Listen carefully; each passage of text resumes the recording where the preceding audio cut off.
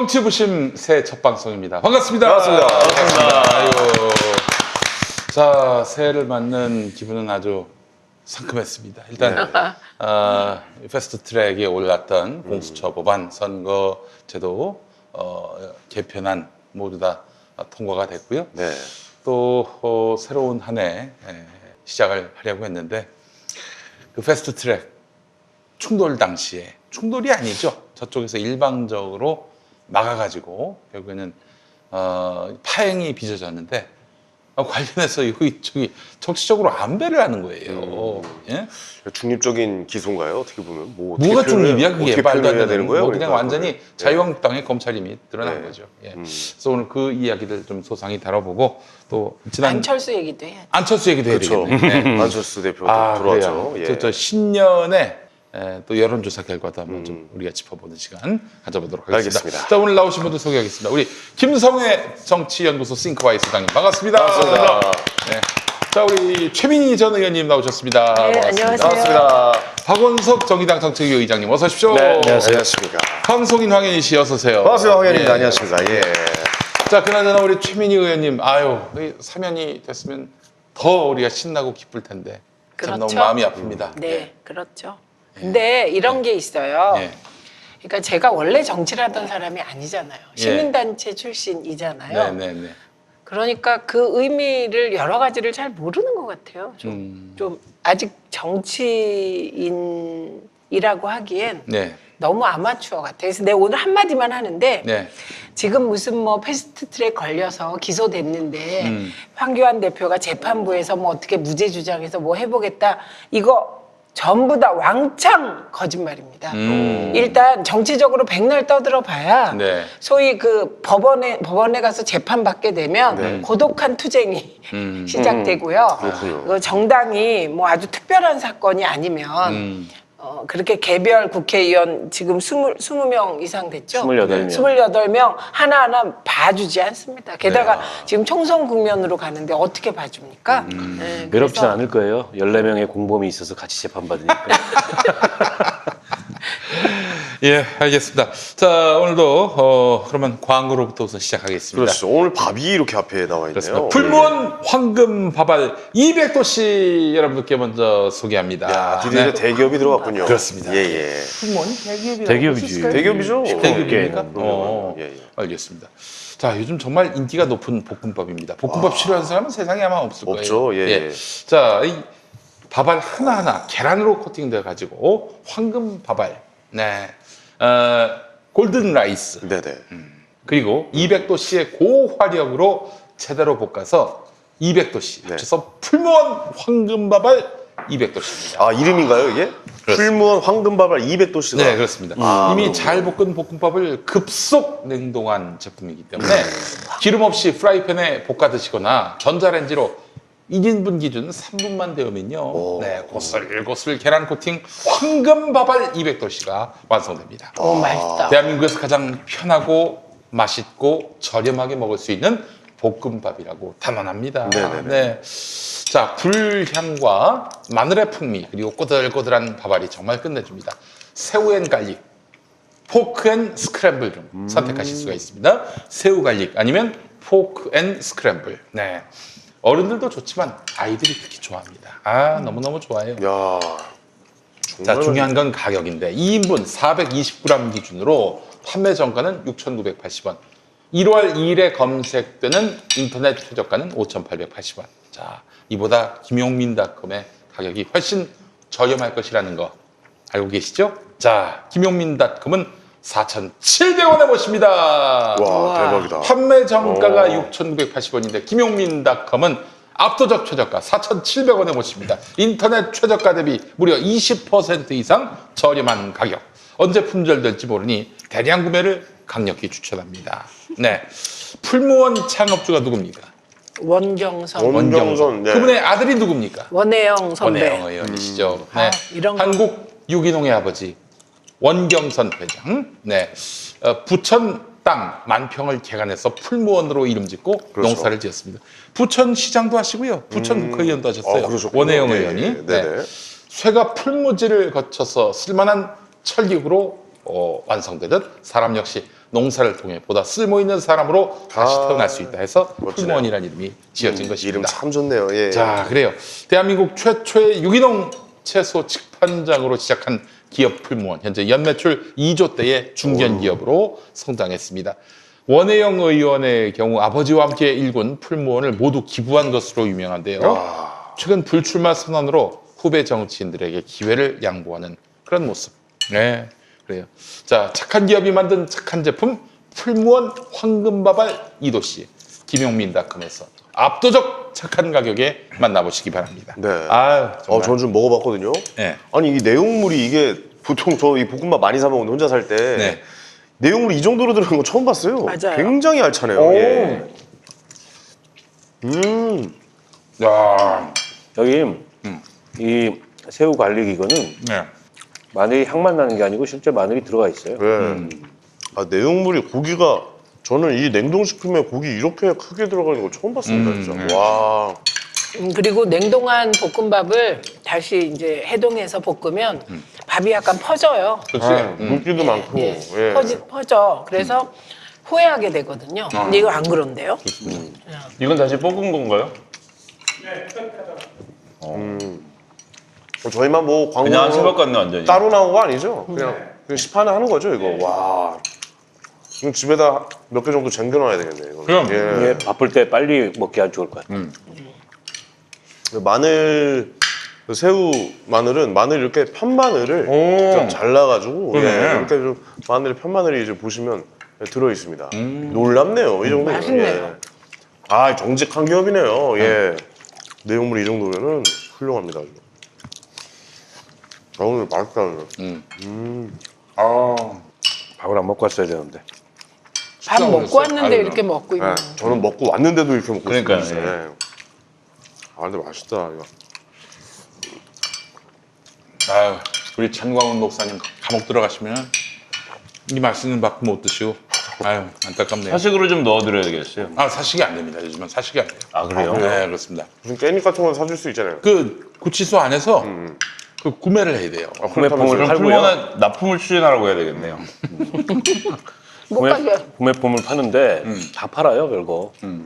그래서 요즘에는 뭐 구치소 안에 있어도 못 먹고 못 사는 그런 정도는 아니고. 근데 돈이 있어야 되죠. 그렇죠. 영치금이 있어요. 영치금에서 영수금 많이 넣어야 됩니다. 공제하는 거니까. 아, 거기서 돈을 그 못 그분은 먹습니다. 아마 영치금도 헌금으로 받을 것 같은데 모금한다고. 아, 그 안에서 없으면 못 먹네요. 그러면. 제가 생각하기에는 그 구치소 안에서 그 사람들 모아서 거기서 영치금 카드를 직접 헌금으로 걷어들일 것 같아요. 아무래도 구속될 것 같습니다. 지금 제가 계속 전광훈 네이버에 이름 올리고 F5를 누르고 있습니다. 최신 소식이 들어오나. 저희 평화나무가 말이죠. 전광훈을 어떻게든 구속시켜보려고 정말 애를 많이 썼습니다. 근데 이런 식으로 우리 청소년 주력권을 탄압하셔도 되는지는 잘 모르겠는데요. 그런 얘기도 많이 들었어요. 아니, 저 감옥 밖에 있는 게 우리에게 도움이 되지 감옥 안에 집어넣으면 그 되겠는가. 아, 그런데 지금 정치의 유불기로 볼 문제는 아니지 아니, 않습니까? 감옥 가야 돼. 그 청와대 앞에 주민들이 너무 큰 불편을 너무 호소하고 고생하세요 지금. 아니 그러니까 보니까 오늘 일상생활이 보도를 불가능할 보니까 정도로. 사람들은 밖에서 철야기도를 시키고 그 근처 빌라를 지금 후원금으로 뜯어갖고 걷었다는 거 아니에요? 1,000만 원 넘게. 2천만 원 넘게를 해서 전세 같은 거, 월세 같은 걸 얻은 거죠, 보증금 그렇죠. 내고. 예. 그럼 거기는 좀 뜨끈뜨끈하게 보일러도 들어오고 이런 공간일 거 아니에요? 당연하죠. 신도들은 밖에서 오롤 떨고 누가 들어갈지 모르겠지만 안에서 자는 사람이 있다는 얘기예요. 그러니까 근데요. 거기에 가면 그 풀무원 이 비빔밥이 쌓여있다는 그런 얘기가 있어요. 아이, 그런데 그 정광훈 목사 이제 밖에 있어 봐야 이제 집회 못 해요. 네. 그럼 이게 추미애 장관께서 가만히 있겠어요, 그럼? 네. 뭐 하냐고 지금. 그리고 집회 못하는 기간에 들어가고 그 사전 선거 운동 위반으로 이제 걸리기 때문에 뭐 윤석열 총장이 뭐 오늘 그러던데요.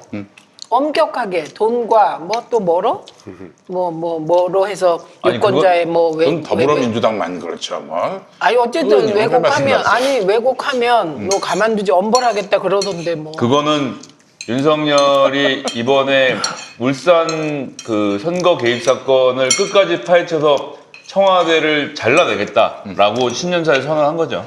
실제로 울산과 관련된 증거를 쥐고 그걸로 상반기를 흔들겠다는 계획을 세우고 신년사에 그 얘기한 거예요. 공정선거는 지금 올 선거에 대한 공정이 아니라 지난 선거에 대한 공정한 수사를 얘기를 하는 거라고 보는 게 저는 맞다고 생각합니다. 전 사실 윤석열 말 중에 첫 언어만 생각나요. 자유민주주의란 말을 썼어요. 성렬이. 황교안하고 똑같네. 자유민주주의가 좋은 말이죠. 더없이 좋은 말인데. 근데 자유민주주의를 누가 그걸 선점했느냐, 누가 애용하느냐 이렇게 따져보면은 어님 더 주세요. 남길 거면. 남길 거면 주세요. 밥을. 아유, 몰랐어. 아유. 줘봐요. 밥을 먹고 안 먹은 와서. 사람들 줘.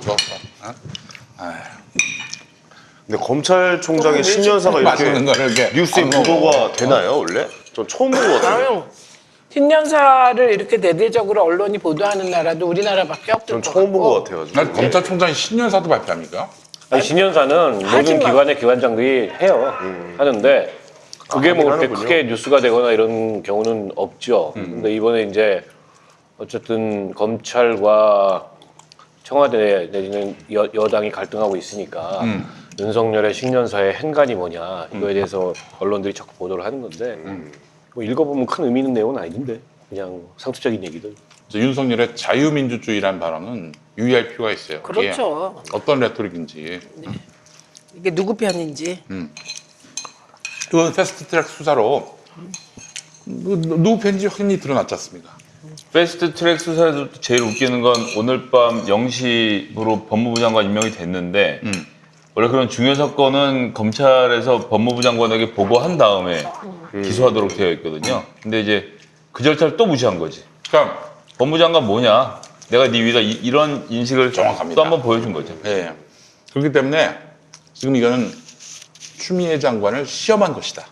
저는 이렇게 생각합니다. 저는 추미애 장관은 코트를 뽑았다 이렇게 생각합니다. 시험 무슨 시험이야? 무조건 낙제지. 예. 코트를 뽑았으면 이제 대가를 치러야죠. 아 정말 이런 기고만장한 윤석열도 김용민닷컴에서 풀무원 황금바발 200도씨를 구매할 수가 있습니다. 자유민주주의 국가입니다 우리가. 예. 진짜 거의 웃겨. 홈페이지에서 써요. 윤석열한테는 안 팜. 아니죠. 하나라도 더 팔아야 됩니다. 그렇죠. 예. 상인 정신. 윤석열에겐 싸게 좀. 아니 검찰의 단체 주문 환영함. 자 그래요.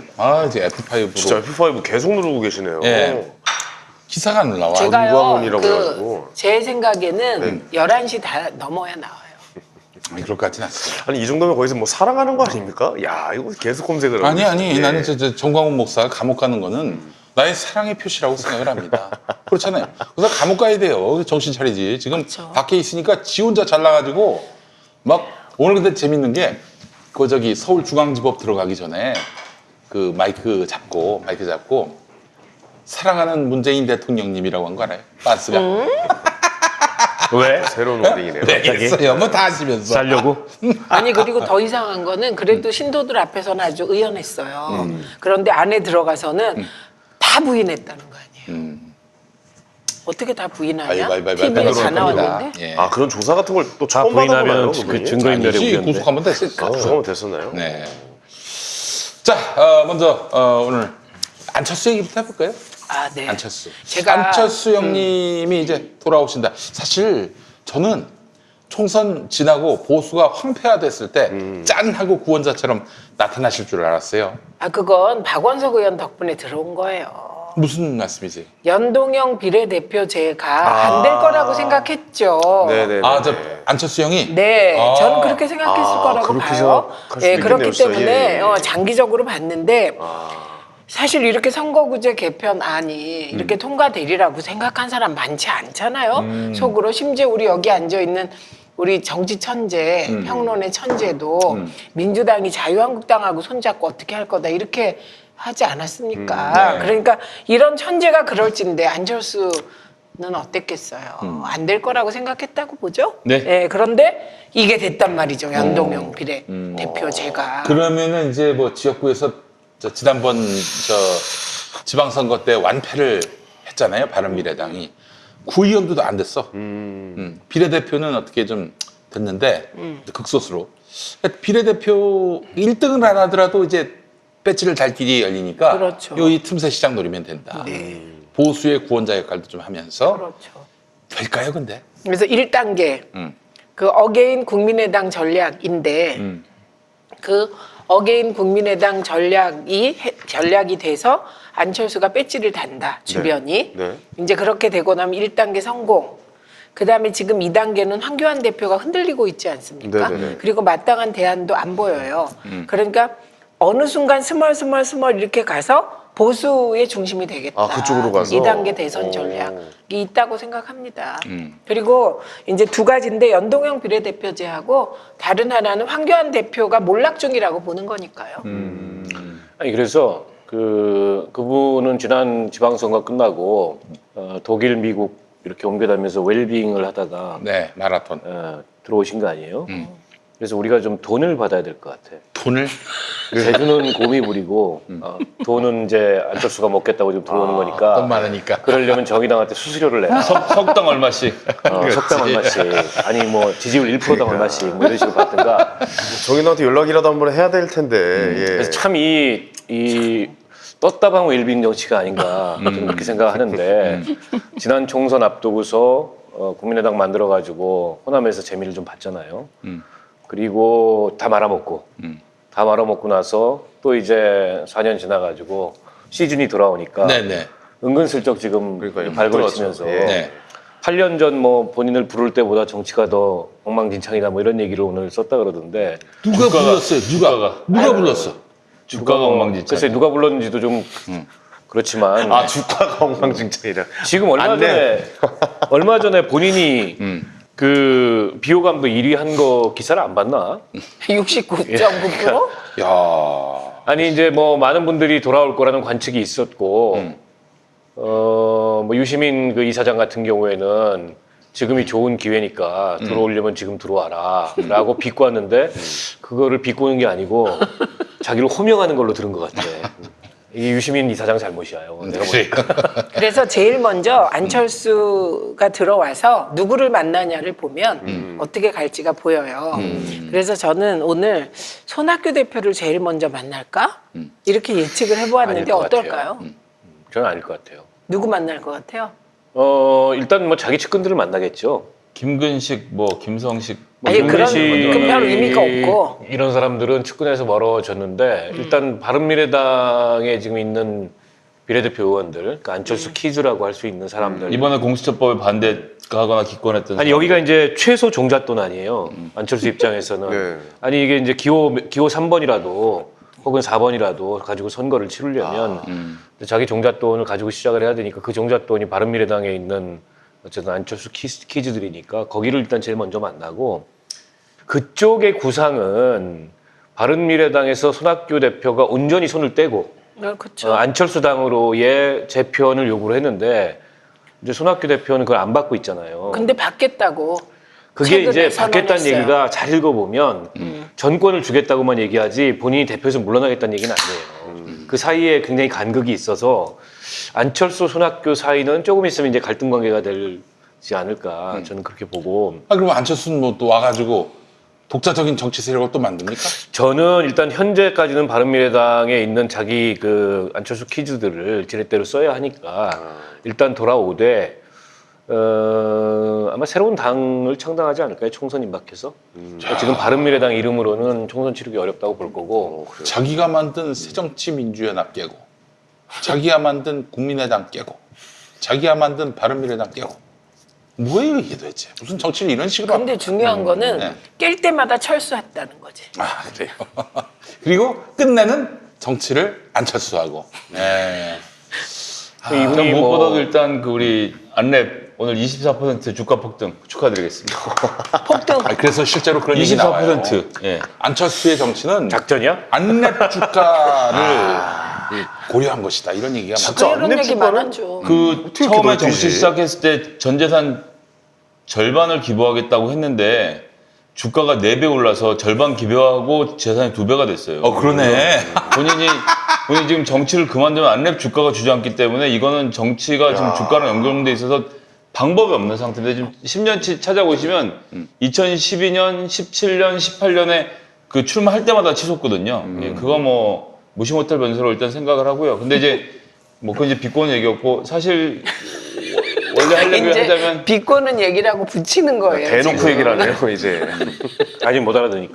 근데 아, 이제 아까 못 들었어요. 민주당하고 자유한국당의 정치에 신물을 느끼는 사람들이 사실 많이 있거든요. 그리고 두 당의 갈등, 뭔가 그 깊은 심연에 들어가서 왜 그런 문제가 불거졌는지까지 가면 여러 가지 다른 얘기들이 있겠지만 오늘 한겨레 신문 여론조사 결과를 봐도 민주당, 그러니까 야당 심판이 훨씬 높지만 전체에게 다시 물어보면 지금 정치가 잘못하고 있다는 사람이 50%인데 안철수는 어쨌거나 이쪽에 소구력이 있는 사람이에요. 저는 아직도 무시할 수 없는 힘이라고 생각을 하고 네네.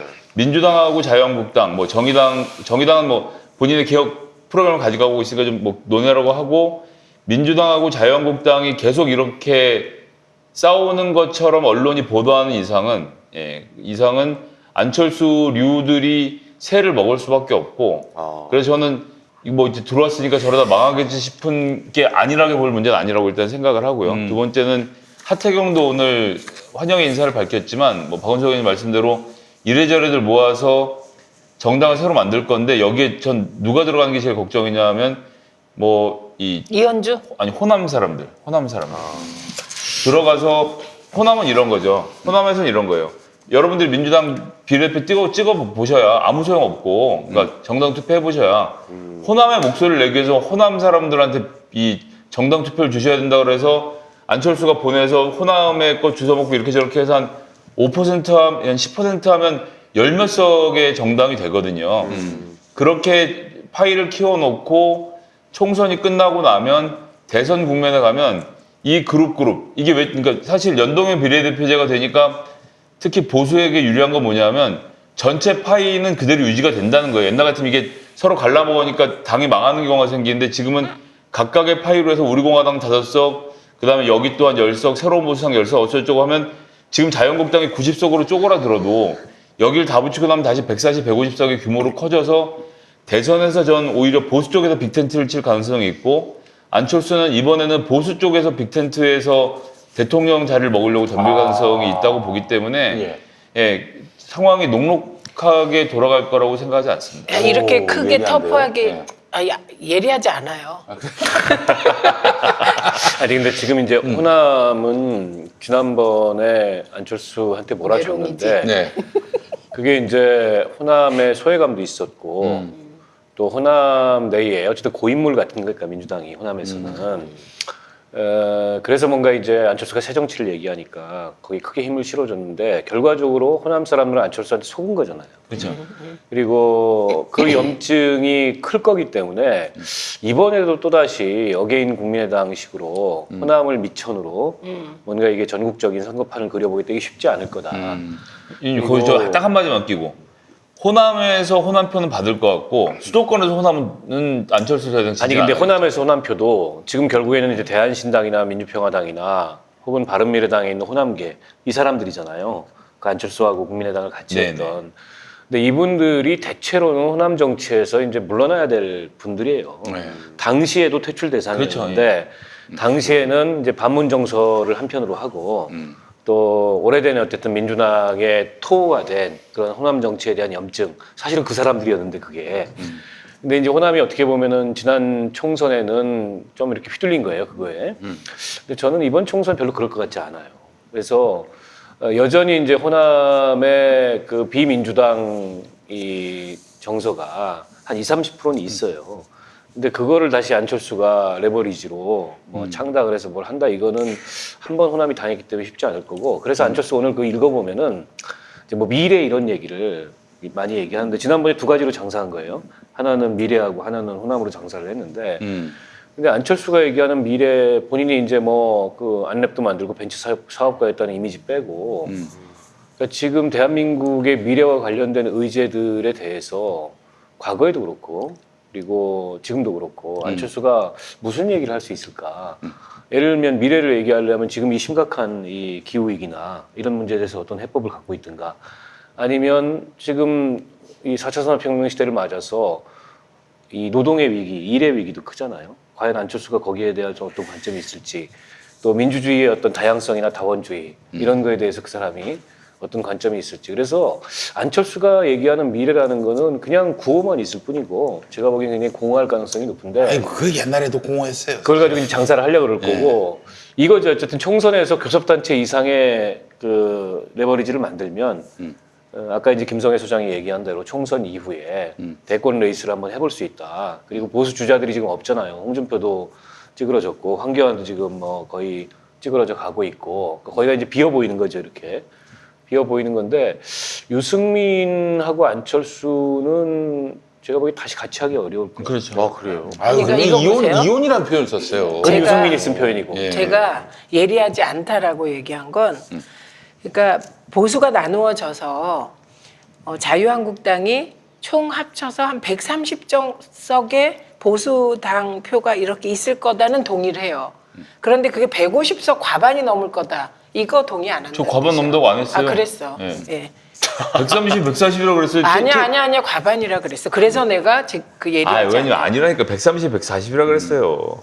아니라. 이거 보신 분들 댓글 좀 아니에요. 달아주세요. 예, 예. 아까 제가 찾아보겠습니다. 그러니까 녹화됐으니까요. 안철수랑 예. 이렇게 해서 그러니까 과반까지 가능하다고 얘기를 해서 내가 안 예리하다고 얘기했던 거고. 예, 과반 안 남다고 얘기했으니까 예리한 걸로 해주세요. 그럼. 아유 좋아. 근데 찾아봐. 그런데 그런 일이 안 생겨요. 예. 보수가 과반 포션을 안 가는 될까요? 건 그건 불가능해. 제가 몇 번 계산해 봤는데. 아니 이게 이제 연동형 비례제가 비록 제한적으로 도입이 됐지만 30석의 연동형 비례제가 됨으로 인해서 결국 이제 3% 이상을 얻는 정당의 개수가 몇 개냐. 이게 그게 이제 문제죠. 이 의회 내에 어쨌든 이 다당제의 형태를 결정짓게 될 텐데 때문에 여당도 내지는 제1야당도 과반을 단독 점유하기가 어려워요. 이 선거제도의 예. 특성상. 그렇다고 막 이제 의석이 흩어져 가지고 그런 아주 이 완강한 다당제 이렇게 갈 것 같지는 않고 일종의 이제 온건 다당제, 연성 다당제 비슷하게 가겠죠. 그래서 두 당의 포지션이 여전히 크지만 잘하면 이제 뭐 정의당도 그걸 목표로 하고 있지만 한 개의 교섭단체가 더 생길 가능성이 있고 그리고 뭐 이제 6석, 뭐 5석, 심지어 4석 뭐 이렇게 한 정당들이 이렇게 군데군데 자리하는 그렇게 보면 그게 보수가 됐든 아니면은 민주당이 됐든 단독으로 총선에서 원샷의 과반을 얻기는 쉽지 않다. 아니 그렇게 얘기 안 했고 보수가 우리 나중에 당 합동연행으로? 그렇게 해서 150이 보수 쪽으로 간다고 얘기했는데 그럼 이쪽이 나머지가 150이 안 된다는 그렇지. 얘기잖아. 그러니까 이거는 그렇게 얘기 안 했다니까요. 나 미치겠네. 그럼 그렇게 말했으면 제가 잘못한 거예요. 예. 아니 그러니까 어쨌든 그래 그 얘기를 안 했으면 됐고 제가 그렇게 들은 거 잘못 들은 거 상관없고 지금 나는 안철수한테 제일 지적하고 싶은 게 첫째는요. 네네. 도대체 사람이 6년 동안이든 정치를 했으면 배우는 게 있고 바뀌어야 되잖아요. 그렇지 않습니까?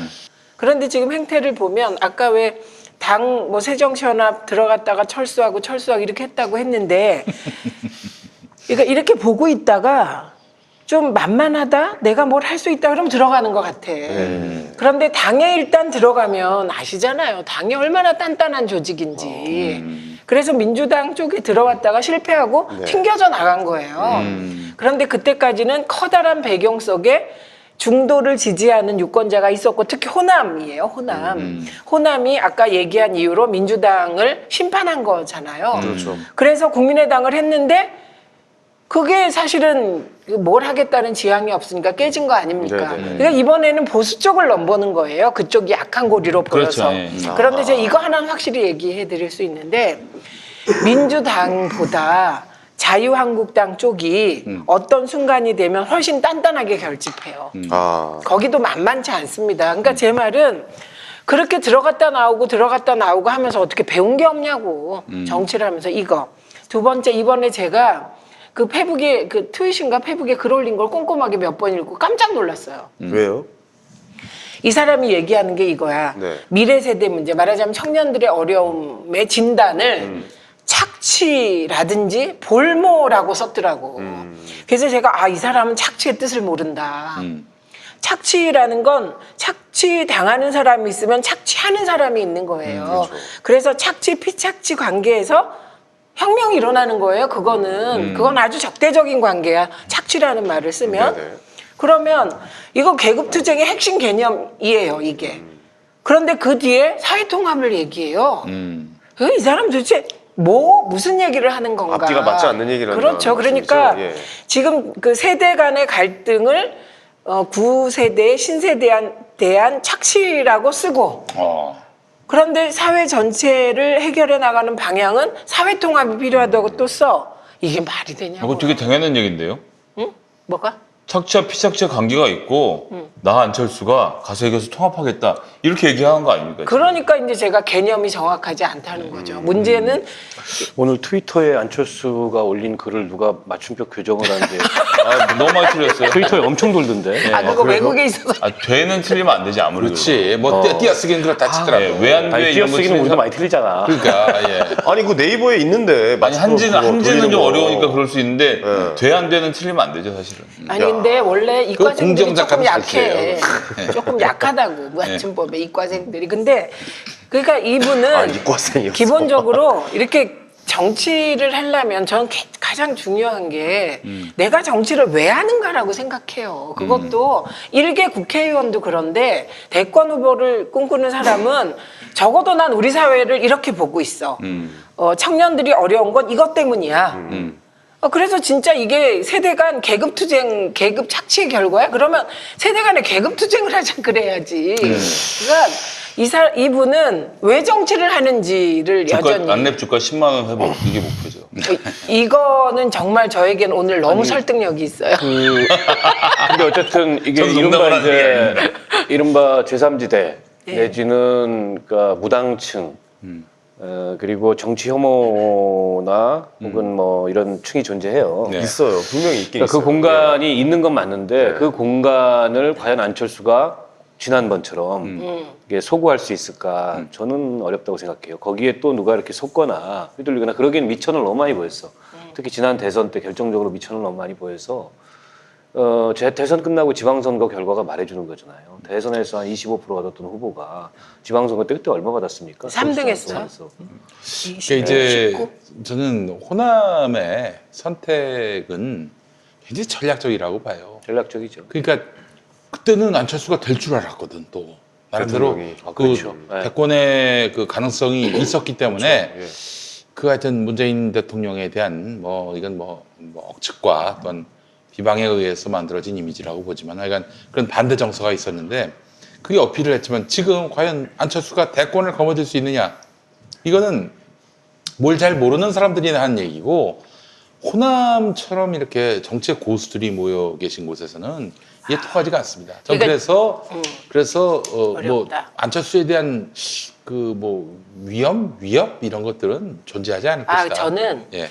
제 안철수에 대해서 얘기만 하면 막 말을 하려고 하잖아요. 네. 이게 다 역사가 있고 사연이 있는 거예요. 제가 새정치민주연합 들어왔을 때 네. 저는 그때 그러니까 이게 정의당하고 조금 다른 이 민주당이 살 길은 네. 그 밖에 있는 안철수 지지자들이 민주당으로 들어와야 되고 밖에 있던 이제 소위 그 친노 그룹 있잖아요. 그 국민 친노 그룹이 당으로 들어와야 된다. 네. 이게 저의 소신이었어요. 왜냐하면 지지 기반이 너무 약한 거예요. 그러니까 이게 호남이 떨어져 나가니까 흔들어하는 걸 우리가 경험하지 않았습니까? 그래서 제가 온라인 입당법을 만들려고 네. 안철수 대표 찾아갔어요. 예. 근데 그때 대표가 둘이었잖아요. 예. 김한길, 안철수 두 분. 근데 이 안철수 대표에게 제가 정치는 자기 지지 기반이 있어야 한다.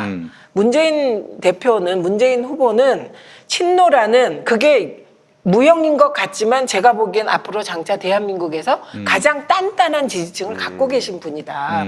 그러면 당신도 지지 기반이 있어야 한다. 그래서 당신의 청년층, 무당파 등등 있잖아요. 그런 분들을 지지 기반으로 조직해서 그 민주당 당원으로 가입시켜야 당신이 새 정치를 한다. 이렇게 얘기를 한 거예요. 진짜 맞는 말이죠. 근데 어떻게 됐어요? 그런데 예. 제가 그걸 한 번 간 것도 아니에요. 두 계속 번 갔어요. 말씀하셨군요. 계속 예, 예. 했죠. 그리고 네. 그 전에도 얘기했어요. 새정치연합 들어오기 전에도 이분이 밖에 계실 때 지금 할 일은 결사체 만드는 거다.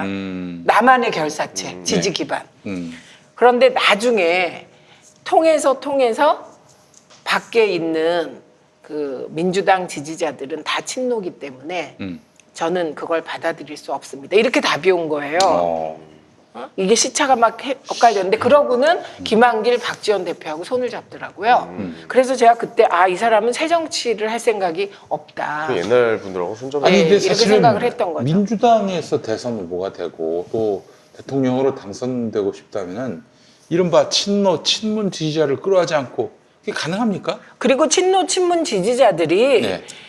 우리가 친문 세력과는 별개로 네. 친문의 이런 지지자를 끌어안지 않고 그러니까 대통령 제 될 수가 말이 있겠어요? 그 지지자들이 가장 깨어있는 시민들이에요. 일부 지난번에 왜 이재명 지사 건으로 막 그랬던 사람들은 저는 아니라고 생각해요. 아유, 그럼요. 예, 네. 그런데 그 대체로 합리적이고 고민을 많이 하고 그럼요. 특히 노무현 대통령께서 그런 비극적인 선택을 한 이후에 예. 정말 이 정치나 민주주의나 시민의 역할에 대해서 깊이 고민한 분들이고 그렇기 때문에 그분들하고 손잡지 않으면 사실 민주당에서 대선 후보 되기 어렵잖아요.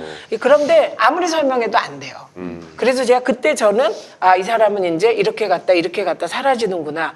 그런데 또 이렇게 오시니까. 실제로 그렇게 접해 보시니까 좀 고집이 좀 세고 남의 말을 잘 듣지 않는다라고 좀 저희가 생각하면 될까요? 그 일반적인 스타일은 잘 모르겠어요. 네. 저는 이 아주 중요한, 저는 진짜 필요한 얘기를 했는데, 네, 알겠습니다. 네, 저는 네. 그거보다는 그러니까 무슨 어떤 결연한 소신이 있어가지고 철학이 있어서 남의 얘기를 잘 못 듣는 그런 개념이 독선적 아니라, 개념의 그 리더십이 아니라 네. 그냥 말귀를 못 알아보는 거예요. 말귀를 못 알아먹는 거예요. 이거 뭐 무슨 얘기를 하나, 네. 뭐 이해도 잘 못하고. 저는 있는 방송인 한 사람으로서 이번 그 나오신 거에서 저는 그걸 기대하고 있습니다. 유행어가 뭐가 나올까? 예. 누굽니까? 이거 이후로 실망입니다. MB 아바타입니까? 그만 이거 좀 이후로. 괴롭히십시오. 예. 그만 좀 괴롭히십시오. 예. 예. 또 어떤 어록이 나올까 좀 기대하고 있습니다. 그런데 알겠습니다. 중요한 한 세력이 있어요. 안철수를 지지하는. 저는 지금 언론은 안철수를 띄울 충분한 준비가 돼 있다고 그렇지, 생각합니다. 언론이야. 예, 그래서 이번 건도 사실은 그냥 지난번에 마라톤 하면서 긴 호흡으로 갈 듯이 그래놓고 연동형 비례대표제 때문에 돌아오나? 이렇게 말하는 언론이 하나도 없다는 거예요. 예, 뭐 안철수의 파괴력 뭐 이런 식으로 얘기를 하는데 언론이라고 생각합니다. 왜 언론은 안철수를 좋아하는 겁니까? 일단 있는 갈등 구조에서 더 많은 갈등 구조를 만들면 더 많은 기사가 나오니까 갈등 구조를 기사거리가 만드는 되는 거고. 거는 무조건 좋아하는 사람들이고요. 네. 그리고 기본적으로 지역에 뿌리를 내리고 정당 활동을 한다는 것 자체에 대한 언론인들의 이해가 없기 때문에 뭔가 중앙에서 고상하게 하면 자기랑 같은 류라고 생각을 해서 좋아하는 것도 있고 제가 보기엔 좀 그런 게 있어요. 그러니까 안철수가 들어와서 뭐 바른미래당을 기반으로 하건 아니면 여기저기 이제 작은 세력들을 모아서 신당을 만들건 이게 이제 자유한국당이 매우 곤혹스러울 가능성이 일단 높고요. 왜냐하면 지난번에 그 총선을 보더라도 공의당 후보들이 출마한 곳에서 대부분 자유한국당이 떨어졌어요.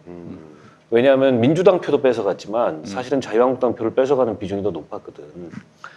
그리고 이제 비례는 어차피 민주당이나 자유한국당은 비례에서 크게 기대할 게 없기 때문에 사실은 정의당이 조금 이 곤혹스러움이 있죠. 그쵸. 왜냐하면 그 뺏어가는 몫이 있기 때문에. 안철수 지금 복귀하면서 그러니까 지역 선거에서는 자한당이 긴장을 굉장히 많이 할 거예요. 그리고 안철수가 4년 전 총선 때보다 보수적으로 포지션이 더 오른쪽으로 옮겨갔거든. 지난 대선 등을 거치면서.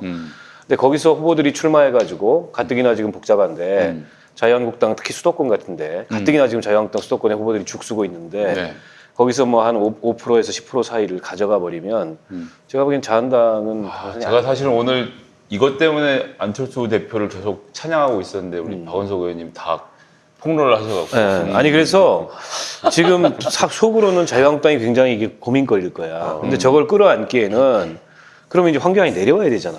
그리고 내려오고 이제 진짜 이제 그 이른바 이제 뭐 바깥에서 광야에서 대통합 이런 걸 해야 되는데 시간도 부족하고 황교안이 내려갈 생각도 없고 그리고 황교안이 유아무개 뭐 이렇게 얘기했다며요. 유승민과의 통합을 두고서 유아무개만 있는 건 아니다. 만 있는 건 아니다.